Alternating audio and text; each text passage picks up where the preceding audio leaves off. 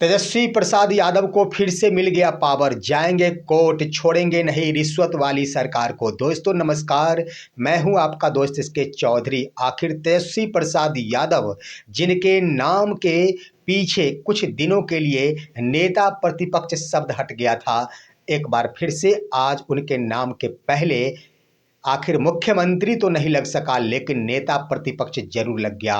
दोस्तों खबरें चल रही थी कि आखिर क्या स्थिति है तेजस्वी प्रसाद यादव की। तेजस्वी प्रसाद यादव के घर में घमासान मचा हुआ है। तेजस्वी प्रसाद यादव के बहने को द्वारा आखिर राष्ट्रीय जनता दल के नेतृत्व से तेजस्वी प्रसाद यादव को दूर करने की कोशिश की जा रही है। साथ ही साथ तेजस्वी प्रसाद यादव के राजनीतिक सलाहकार संजय यादव को आखिर राष्ट्रीय जनता दल से नाता तोड़ देने की नसीहत दी जा रही है। लेकिन इसी बीच सोमवार का दिन यह काफी अहम रहा कि एक बार फिर से तेजस्वी प्रसाद यादव को राष्ट्रीय जनता दल की ओर से बहुत बड़ा पावरफुल बना दिया गया है। और साथ ही साथ पावरफुल बनते ही तेजस्वी प्रसाद यादव की ओर से आखिर इस चुनाव के परिणाम को लेकर कोर्ट जाने की बातें कह दी गई है। साथ ही साथ शक्ति सिंह यादव ने बड़ा बयान दे दिया है कि इस रिश्वत वाली सरकार को कभी बख्शेगी नहीं आरजेडी, इसके लिए कोर्ट का दरवाजा खटखटाएगी। आइए दोस्तों, आज के इस वीडियो में हम चर्चा करते हैं आखिर तेजस्वी प्रसाद यादव को एक बार फिर से फुल बना दिया गया है आरजेडी में। लेकिन इससे पहले मैं आपसे गुजारिश करना चाहूंगा, अगर आपने अभी तक हमारे इस चैनल शौर्या हिंदी न्यूज को सब्सक्राइब नहीं किए होंगे तो कृपया अभी सब्सक्राइब कर लेंगे। दोस्तों तेजस्वी प्रसाद यादव को एक बार फिर से आरजेडी में पावरफुल बना दिया गया। इसका कारण यह है कि सोमवार को आरजेडी के विधायक दल की बैठक की गई थी। और इतना ही नहीं, विधायक दल की बैठक में सिर्फ 25 जीते हुए विधायक ही उपस्थित नहीं हुए थे। आरजेडी की ओर से जितने भी प्रत्याशी, जो हारे हुए प्रत्याशी थे, आरजेडी के बड़े बड़े लीडर थे, उन तमाम प्रत्याशियों को भी बुलाया गया था। साथ ही साथ जीते हुए, यानी कुल कह दिया जाए तो 144 तमाम उम्मीदवारों को बुलाया गया आरजेडी की ओर से, जिसमें जीते हुए भी थे और हारे हुए भी थे। लेकिन सबसे बड़ी बात ये रही कि आरजेडी के बड़े बड़े शीर्ष लीडरों को भी बुलाया गया। 4 घंटे तक अहम बैठक चली।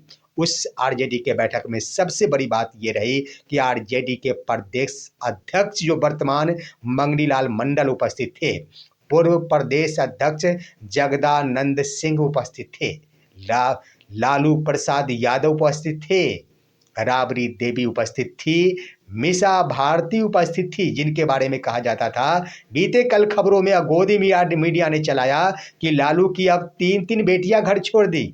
आखिर जरा सोचिए कि वही मीसा भारती आखिर कैसे सम्मिलित हो गई जब घर छोड़ के चली गई। लेकिन इन बातों पर ध्यान देने की जरूरत नहीं दोस्तों, हकीकत क्या है उस पर आखिर विचार करने की जरूरत है। जो बैठक हुई थी, लालू परिवार की ओर से सिर्फ रोहिणी आचार्य को छोड़कर जो भी राजनीति में सक्रिय है वो सभी के सभी उपस्थित थे। सबसे बड़ी बात ये रही कि बैठक में विधायक दल के नेता चुनने की बातें आई तो तेजस्वी प्रसाद यादव ने स्पष्ट कह दिया कि कोई जरूरी नहीं कि आप मुझे ही चुनेंगे, क्योंकि इससे पहले मैं नेता प्रतिपक्ष था। अभी आप सभी स्वतंत्र हैं और आपकी मर्जी, आप जिसको चाहे उसे आप विधायक दल का नेता चुन सकते हैं। आरजेडी की ओर से पूर्ण स्वतंत्रता है। दोस्तों इसको लेकर जो ही ये बातें कही गई, तमाम बैठक में सम्मिलित विधायकों की ओर से जो हारे हुए प्रत्याशी है उनकी ओर से एक सुरों में तेजस्वी प्रसाद यादव का नाम ले लिया गया कि यही विधायक दल के नेता रहेंगे। ज्यों ही तमाम बैठक में शामिल विधायक और आरजेडी के बड़े बड़े नेताओं, साथ ही साथ हारे हुए प्रत्याशियों के द्वारा तेजस्वी प्रसाद यादव का नाम गूंजना प्रारंभ हुआ, खड़े होकर लालू प्रसाद यादव ने बड़ा पावरफुल बना दिया तेजस्वी प्रसाद यादव को। उन्होंने कहा कि आरजेडी का बड़ा से बड़ा फैसला तेजस्वी प्रसाद यादव ही लेंगे और मैं इसके लिए उन्हें अधिकृत करता हूं। साथ ही साथ मां राबड़ी देवी के द्वारा भी कहा गया कि तेजस्वी ही पार्टी से जुड़ी अहम फैसला लेंगे, पार्टी के तमाम निर्णय आखिर जो अहम फैसले होंगे तेजस्वी प्रसाद यादव ही लेंगे। तो दोस्तों यहाँ पर कह दिया जाए तो पूरा परिवार की ओर से तेजस्वी प्रसाद यादव को पावरफुल बना दिया गया आरजेडी में। और जो ही पावरफुल बने, तेजस्वी प्रसाद यादव की ओर से सबसे पहले जो बैठकें हुई उस पर विभिन्न बातों पर चर्चा की गई कि इस पर हार आखिर क्यों हुई। साथ ही साथ हम बातें करेंगे दोस्तों क्या क्या चर्चा हुई, लेकिन सबसे पहली बार आखिर इतनी हार कैसे हुई इस पर 4 घंटे तक चर्चाएं चली। उसके बाद कह दूं, तेजस्वी प्रसाद यादव का कहना हुआ कि ऐसी बात तो नहीं कि हमने जो एजेंडा चलाया वह आम जनों की कानों तक ठीक से पहुंच नहीं पाया, या फिर यूँ कह दिया जाए कि ऐसी बात तो नहीं कि आम जनता की नाराज़गी को दूर करने में हमारे नेता और प्रत्याशी सफल नहीं हो पाए। साथ ही साथ उन्होंने कहा कि संगठनात्मक तरीकों में अगर कहीं पर चूक हुई तो कृपया बताया जाए, और इसके लिए आगे भी चर्चा होने की बातें कही। साथ ही साथ ये भी कहा कि ऐसी बात तो नहीं कि टिकट वितरण में हमसे कहीं भूल हो गई, वो भी आप सभी चर्चा करेंगे। इसके लिए आगे भी तिथियों का निर्धारण कर दिया गया है। तिथि तो नहीं, लेकिन तिथियों का निर्धारण किया जाएगा और तमाम आरजेडी के नेताओं के स्तर से कह दिया गया है कि समीक्षात्मक बैठक करेंगे। कहाँ पर आरजेडी की कमी रह गई है उस कमी को दूर करने का प्रयास किया जाएगा, उस पर मंथन किया जाएगा।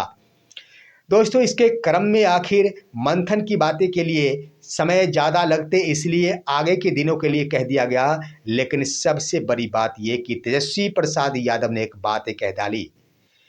इसके क्रम में मैं कह देना चाहूँगा कि भले ही जनादेश को आरजेडी की ओर से स्वीकार कर लिया गया, यानी जनादेश हुआ है कि आरजेडी इस बार विपक्ष में ही रहे, महागठबंधन विपक्ष में ही रहे, लेकिन उन्होंने हार स्वीकार नहीं की है। आरजेडी की ओर से हार स्वीकार नहीं की गई है।